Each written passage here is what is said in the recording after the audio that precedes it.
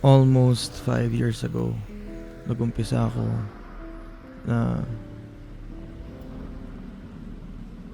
aralin kung sino ba ako.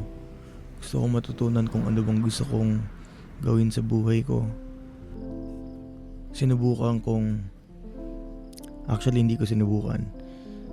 Talagang pinaglaanan ko ng oras, panahon na maging stable ako bilang isang tao. Na kilala ko yung sarili ko, alam ko kung anong gusto kong gawin ko sa buhay. Na alam ko kung anong pinaniniwalaan ko.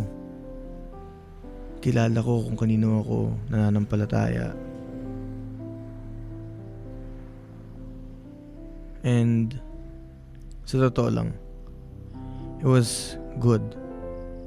It was very good for me. It made me do things na namang naisip na gagawin ko sa buhay ko. It gave me courage. Naging matapang ako. Nag-umpisa ako ng podcast. I started this channel din.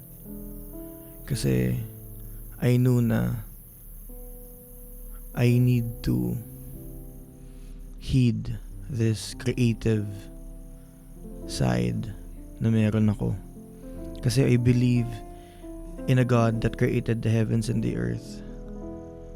And He made me in His own image. So, when I feel like I have to be creative, hindi pwedeng basta-basta na lang. Kailangan ko siyang pakinggan.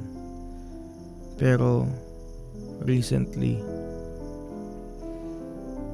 parang the more na I know about myself, parang the more na I know about what I believe in, I'll be honest, parang the more I realize na I know nothing. I know very little.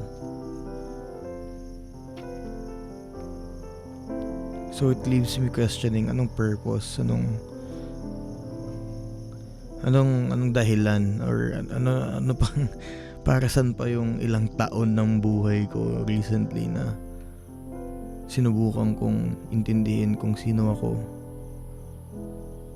at kung anong pinaniwalaan ko. Ngayon parang the more I know, the more I realize na